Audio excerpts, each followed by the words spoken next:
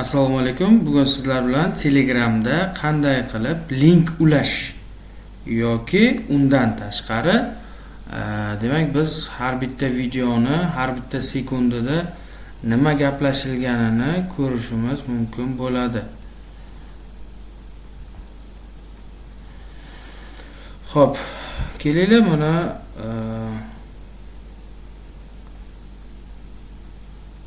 mana shu yerda demak bizni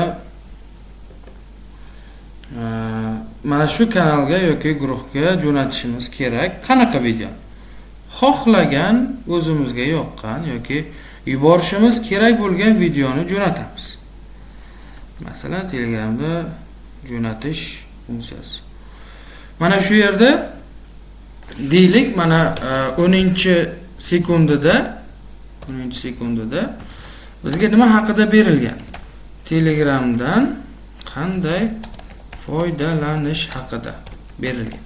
Misol yoki bo'lmasa 0 minut deylik 36-sekundda bizga Telegramni qanday ulashlik haqida ma'lumot berilgan bo'lsin. Отправить tugmasi bosiladi. Agar bu video tayyor o'zi turgan bo'lsa ham xuddi shunaqa ish qilinadi. Mana 10 sekundga kiriladi. Bu taxminiy kanal guruh taxminiy narsani yozdim. O'sha videoingizni nima haqida gapirilayotgani va nechinchi sekundda qaysi demak narsa ketayotganini bilish uchun ham mana shu narsani yozib qo'yiladi. Bu videoga demak link qo'yish, videoni har bitta sekundida yoki minutida nima haqida gapirilganini bilishimiz uchun. Xo'p, buni o'chiramiz. Endi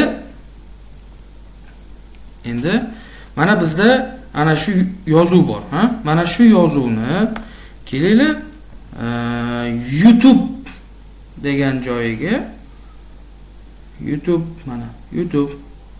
degan joyiga YouTube'ga kiramiz. YouTube'ni nimasini nima derdi buni? Linkini jo'natamiz. Mana youtube.com linkini olamiz. Buni o'chiramiz, pastga tushamiz va mana shu YouTube degan so'zni ustiga biz notebookda ishlaganimiz uchun notebook va kompyuterlarda klaviaturani Ctrl-K tugmasini bosamiz.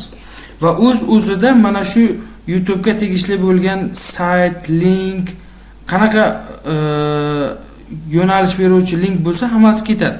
Siz nimani joylashmoqchi bo'lsangiz. Men YouTube so'ziga YouTube'ni belgilamoqchi bo'ldim va добавить bosaman. Mana. Bo'ldi. Endi tepada mana bunaqa ko'rinib qolishi mumkin. Mana. Hozir belgiladim. YouTube deganda men aynan shu narsa ko'rinib qoldi.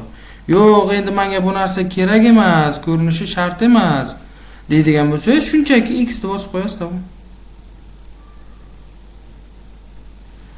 Menda ozgina xatolik ketdi, mana hozir. Mana. Убрать предосмотр mana. Ko'rishni o'sha udalit qilish. Mana shu tarzda demak har bitta ishimiz davom etar ekan.